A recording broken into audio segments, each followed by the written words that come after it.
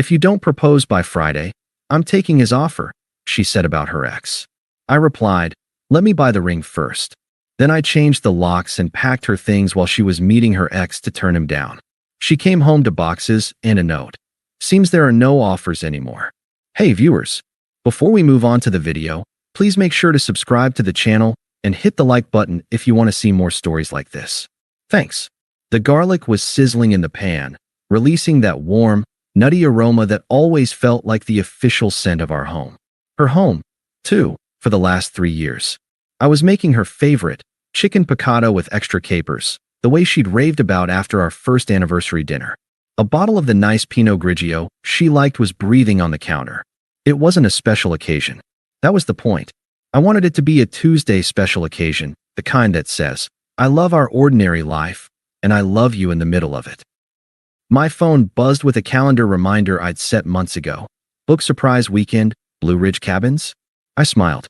That was the plan, not a proposal. We'd talked about marriage, sure, in that vague someday way.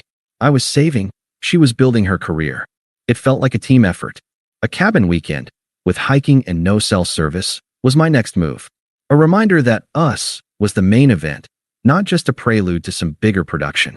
I heard her key in the lock at 7:15, right on time.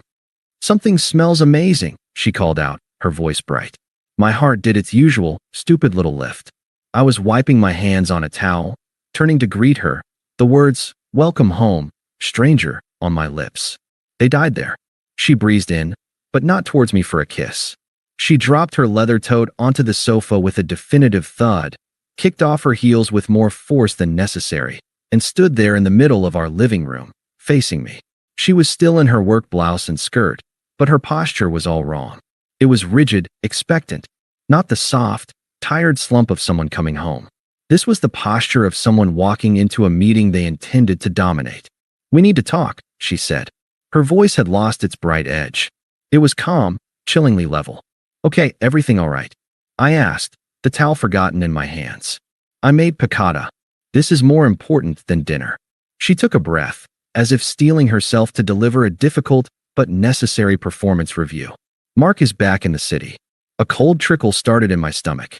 Mark, the ex-boyfriend, the one from before me, the almost fiancé whose picture still occasionally lurked in the deep archives of her social media. The lawyer, the one with the generational wealth and the killer pedigree, as she'd once, drunkenly and regretfully, compared. Okay, I said slowly. And he's made it clear he wants me back. He's had his epiphany. Says he was an idiot to let me go. A flicker of something, pride, crossed her face. He's ready to commit. Fully. He's proposing, Alex. The cold trickle turned to a solid block of ice. I just stared at her, waiting for the punchline, the follow-up where she'd laugh and say, can you believe the nerve? And come hug me. It didn't come. I love you, she said, and the words felt like stones dropping into a well. I do, but I need security. I need a defined future. I'm not getting any younger, and this limbo isn't working for me anymore. She gestured vaguely around our apartment, the one I'd painted for her, where we'd built a life. It was suddenly just limbo. So, she continued, her gaze locking onto mine, utterly devoid of the warmth I'd cooked for. Here's the situation. If you don't propose by Friday, this Friday, then I'm taking his offer. It's that simple. The air left the room. The sizzle from the pan behind me sounded obscenely loud. His offer. She said it like she was comparing two job positions. Benefits package A versus benefits package B. I was the internal candidate. Mark was the external hire with a fancier title. Let me get this straight, I said, my own voice sounding strangely calm, detached, like it was coming from someone else. You're giving me a deadline. A 4-day deadline. To propose. Or you go back to Mark. Don't make it sound so crude, she snapped, a flash of irritation breaking her cool facade. I'm just finally being honest about what I need. He is offering me certainty. He is offering me a ring. Why aren't you? Is it?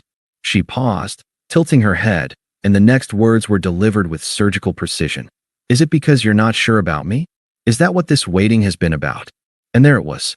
The masterpiece of the manipulation. Her betrayal. Keeping in touch with an ex, entertaining his offer, and now presenting this grotesque ultimatum, was somehow being reframed as my failure. My lack of commitment was forcing her hand.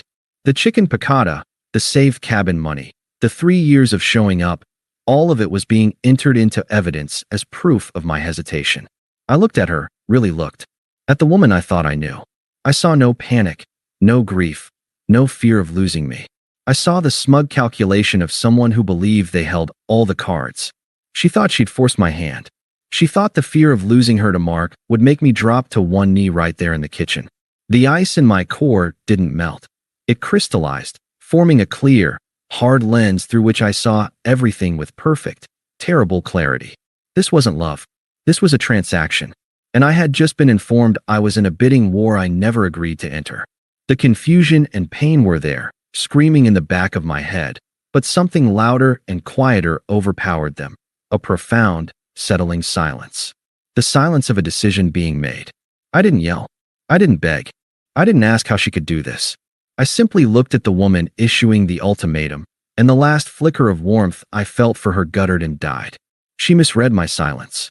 She saw contemplation, not condemnation. A little of the tension left her shoulders. "Think about it," she said, her tone softening into something she must have thought was generous.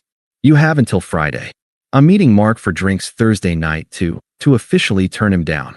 I hope I'm doing that, Alex. I really do." She gave me a small, expectant smile, then turned and walked toward the bedroom, leaving me alone with the smell of burning garlic and the echoing silence of my own shattered understanding. The cozy Tuesday was gone. In its place was a countdown, and I knew, with absolute certainty, that when it reached 0, her world was going to implode. I just wouldn't be in the blast radius. I didn't sleep. I lay on my back in the dark, staring at the ceiling I'd helped paint a soft sea salt gray because she'd seen it in a magazine. The silence in the apartment was no longer comfortable. It was accusatory. Every familiar creak of the floorboards, the hum of the refrigerator, felt like it was whispering the same thing. You were a placeholder. A bid in an auction you didn't know was happening. The pain was there, a dull, heavy ache in my chest, but it was strangely distant. It was drowned out by a louder, clearer signal, a cold, humming clarity. The transaction was complete. She had presented her terms. My love, my loyalty, our shared history, they were not currencies she valued. The only currency was a ring and a deadline. By framing it as an offer, she had reduced 700 days of shared life to a financial negotiation. Mark's offer was better. Mine was lacking. By 4 a.m., the ache had been entirely subsumed by the plan. It unfolded in my mind not with rage, but with the serene precision of a chess player seeing checkmate 3 moves ahead. There was no anger in it, only a final, devastating logic. If this was a business deal, then it was time to sever the partnership and liquidate the assets. Starting with her. She left for work the next morning with a renewed, almost vibrating energy. She kissed my cheek, a dry, perfunctory peck. "Think about what I said," she murmured, her eyes already on the day ahead, on her Thursday night meeting where she would magnanimously refuse Mark's superior offer. She was so sure of the script. I gave her a smile. It felt alien on my face, a piece of machinery I had to consciously operate. I said, my voice neutral. "I'm thinking about all of it." The moment the door clicked shut, the apartment shifted. It was no longer our space. It was the scene of the crime, and I was the forensic cleaner. I moved with a methodical calm I didn't know I possessed. My first call was to a 24-hour locksmith advertised as discreet and fast. Dave showed up at 10 a.m., a burly man with kind eyes. "Need to change the locks?" he asked, glancing at the perfectly normal door. "Yes. My partner and I are separating. I need to secure my property before she returns this evening to collect her things." The lie was smooth, effortless. It was the first scene in my new performance. "Rough deal, man." "Sorry to hear it," Dave said, already unpacking his tools. "You want the old keys?" "No," I said. "You can take them. They're of no use to anyone anymore." As the solid thunk of the new deadbolt echoed in the hallway, a profound sense of peace settled over me. It was the sound of a boundary, final and physical. Then, I began to pack. I didn't tear through her belongings. I didn't throw anything. That would have required an emotional energy I no longer possessed. This was logistics. I brought empty cardboard boxes up from the basement and started in the walk-in closet we shared. I folded her blouses, The expensive silk ones she'd bought for power meetings and, I now realized, for dinners with Mark. I boxed the high heels she'd wobbled in proudly, the dresses she'd spun in asking, "Does this make me look like a keeper?" Every item was a relic from a museum of a life I'd misunderstood. I packed the gaudy, glittery live, laugh, love sign she'd hung in the bathroom as a joke that had never come down. I packed the expensive skincare she'd always made me feel was a frivolous necessity. I was archaeologically dismantling the presence of a stranger. The bedroom cleared, then the bathroom. Her books, mostly unread, decorative, her throw pillows, her specific brand of tea. All of it went into neatly labeled boxes. I stacked them with bureaucratic tidiness by the front door, a monument to her evacuation. By 3 p.m., the apartment was mine again. It felt larger, quieter, and starkly honest. The ghost of her was boxed and waiting by the exit. I sat down at the kitchen table, the smell of last night's abandoned and scorched piccata finally aired out. I took a single sheet of my own stationery and a pen. The words came easily, cleanly, the final line of the equation. "Seems there are no offers anymore." I didn't sign it. The source was irrelevant. The statement was absolute. I placed it carefully on top of the nearest box, centered, where it would be the first thing she saw. The final administrative tasks. I logged into my phone account and changed my number, effective immediately. I went through my social media, not with drama, but with the bored efficiency of deleting spam. Block, remove, unfriend. I created a new email filter. Any message containing her name would be automatically archived, unread. It wasn't rage. It was system maintenance. As the sun began to lower, casting long, sharp shadows across the clean floors of my silent apartment, I made one last pass. I poured myself a glass of water, not the Pinot Grigio. I sat in the living room chair that had always been mine, and I waited not for her, but for the feeling. It came as the streetlights outside flickered on. It wasn't happiness. It wasn't triumph. It was a vast, empty, and perfectly pristine silence. The silence of a closed account. The noise of her, the anxiety of the deadline, the static of her evaluation, it was all gone. In its place was a quiet, so deep I could hear the future breathing again. I knew she was across town, probably preening, rehearsing her delicate, regretful speech for Mark. "I'm so sorry, it's just not the right time." My current partner has finally stepped up. She was playing the lead in her romantic drama, unaware the theater had already been dismantled around her. I finished my water, washed the glass, and put it away. My movements were calm, routine. The performance was over. There was no audience left. There was only me, in a quiet apartment, with a locked door and a future that was mine alone to define. The countdown to Friday hadn't spurred me to a jewelry store. It had propelled me to a freedom so complete it was indistinguishable from silence. The silence held for exactly 27 hours. It was a deep, nourishing thing. I went to work. I came home to my clean, sparse apartment, and I breathed. I didn't wonder what she was doing. The connection had been severed. She was now a problem for another man, or for no man at all. It was not my concern. My phone, with its new number, remained quiet. But the digital world she'd once inhabited began to scream on my behalf. The first breach came at 8:17 p.m. on Thursday. A notification popped up on my laptop, a preview from an old email account I hadn't yet fully decommissioned. From Qley. Subject: "What is this?" Alex. I'm at the door. My key doesn't work. Where are my things? This isn't funny. Call me now. I deleted it without opening. The theater, however, had its curtain forcibly raised. The script she'd written was in tatters, and her performance became unhinged. My old phone number, now disconnected, must have been flooded. But my voicemail, which I accessed remotely out of morbid, clinical curiosity, became a museum of her unraveling. Voicemail 1, Thursday, 8:43 p.m. Her voice was sharp, all entitlement and fury. "Alex, pick up. This is insane. Did you change the locks? Where's all my stuff? I just had the most humiliating night of my life, and I come home to this? Call me back. Fix this."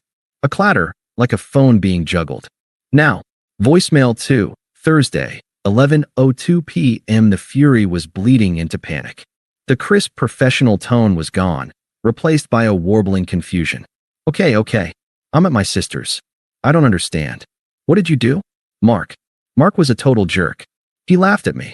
He said he just wanted to see if he still could. He was making a bet with his stupid friends. There is no offer. There's no ring. He just wanted to win. A shaky breath. Please, we need to talk. You were right. I was stupid. Just call me. Voicemail 3, Friday, 7:15 a.m. The deadline morning, pure, unadulterated desperation. The voice was thick, nasally from crying. Alex, baby. I made a huge mistake. A monstrous mistake. I was scared. He manipulated me. He preyed on my insecurities. You're the one I love. It was always you. The last 3 years, that was real. This was just a stupid, panicked fantasy. Please. I'm begging you. I'll do anything. Just talk to me. Let me come home. Our home. I listened to these with the detached interest of an entomologist studying a distressed insect. There was no pull in my heart, no satisfaction in my chest. Just data. The data said, consequences. Then, the unknown numbers started. Text from 212, Friday, 12:30 p.m. You set me up? You lied to me. You told me you were buying a ring. You're a pathetic, spineless coward. After everything I gave up for you. Text from 212, Friday, 12:47 p.m. My friends all say you're a psychological monster. That this is emotional abuse. You planned this to destroy me. Answer your phone. The flying monkeys had been deployed. Right on schedule. The call from her sister, Melanie, came to my new number on Friday evening. She must have gotten it from a mutual acquaintance. I almost didn't answer, but a cold sense of closure compelled me. Alex? It's Mel. Her voice was the familiar blend of faux sympathy and steel. The family trademark. Melanie. Look, I don't know what happened between you two, but you need to stop this. Right now? What you're doing is cruel. She's devastated. What am I doing exactly? I asked, my voice flat. This silent treatment. Changing the locks. Throwing her out. She told me about your little ultimatum fight, but this is nuclear. She made a mistake, she got scared, and you're acting like she committed murder. She didn't make a mistake, Melanie, I said, cutting through the syrup. She presented a business proposition. I considered it and found the terms unacceptable. I dissolved the partnership. That's not cruelty. That's commerce. There was a stunned silence on the other end. I'd used their language, and it short-circuited her script. She loves you. She was confused. That guy Mark is a sociopath. He tricked her. His character is irrelevant to me, I said. She chose to use his offer as leverage. She discovered her leverage was fake. My choice was to stop being a participant in the negotiation. The conversation is over. You can't just, after 3 years.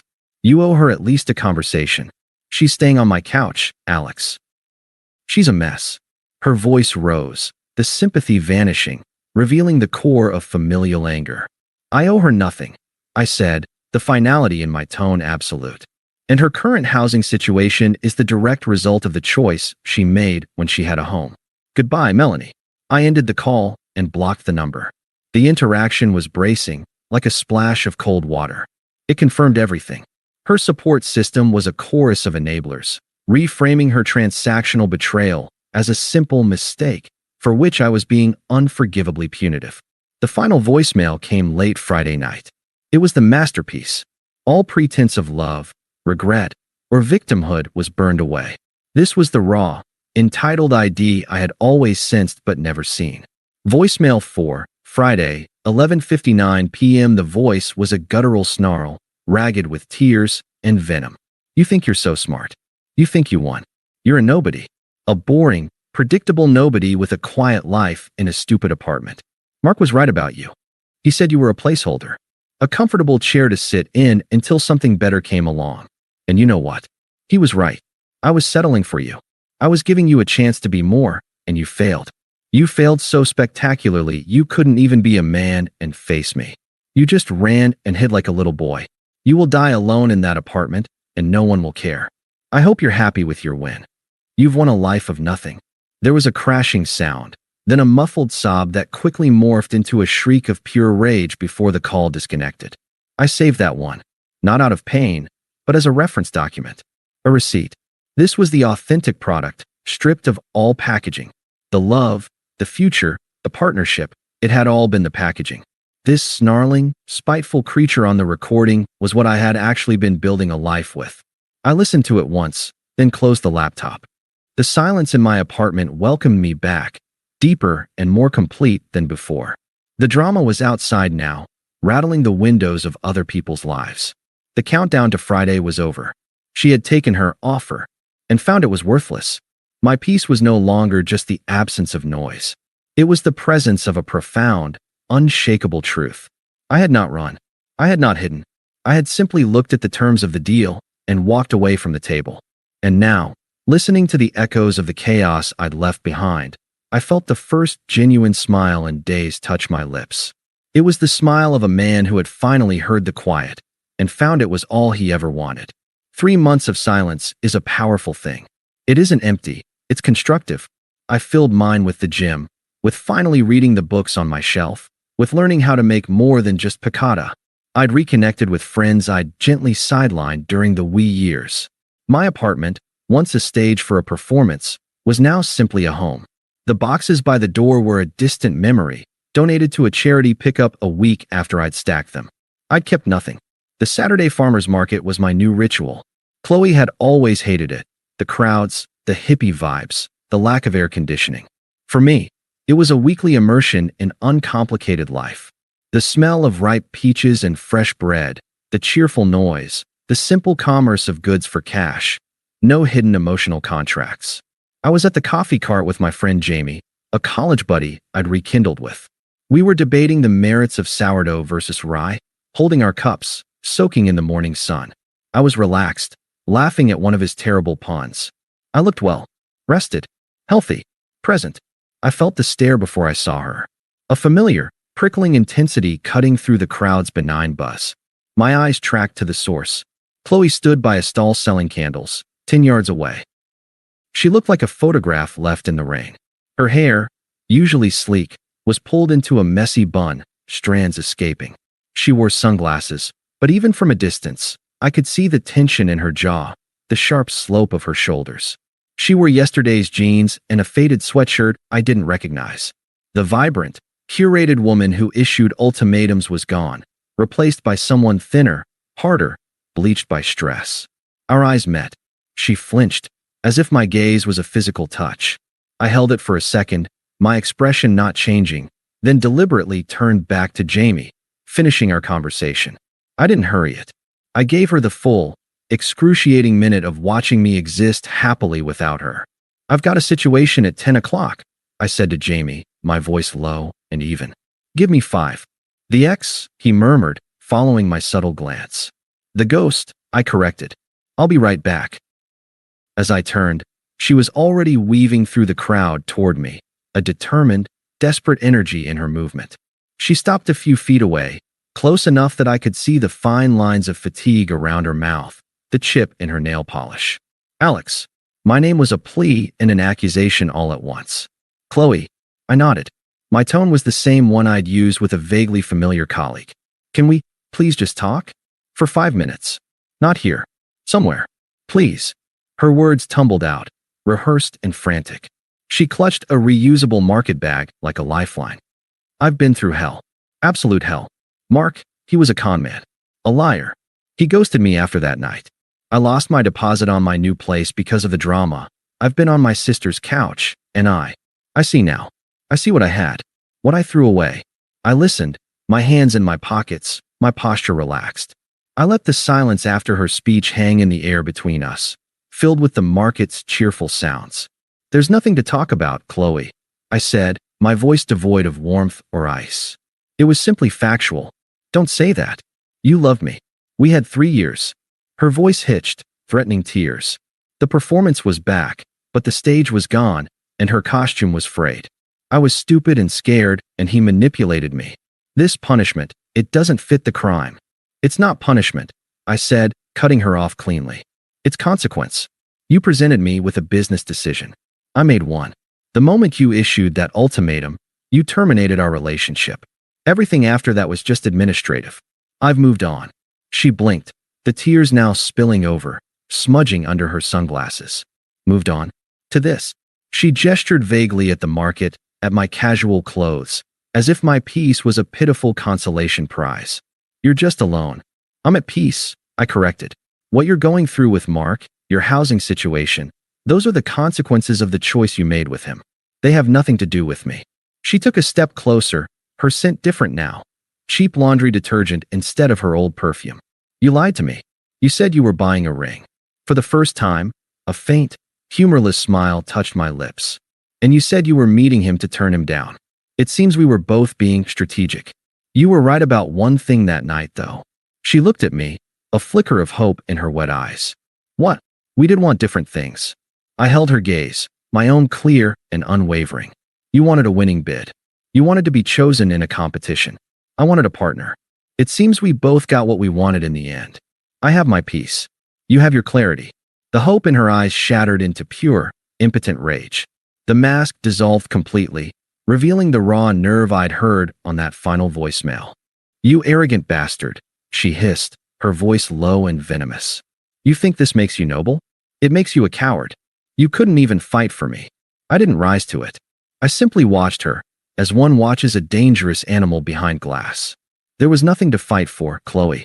You'd already auctioned it off. Goodbye. I didn't wait for a response.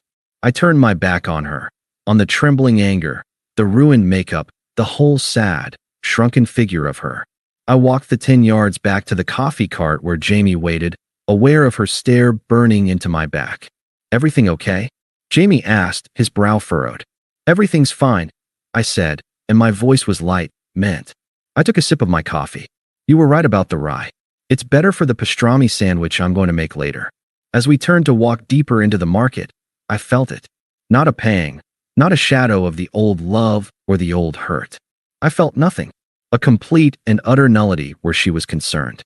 She was just a stranger with a shared history I no longer read. The ghost had been seen, acknowledged, and had dissolved in the morning sun. I wondered, idly, if I'd feel a sense of victory.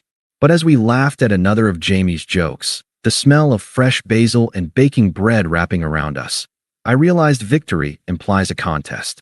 This was simpler.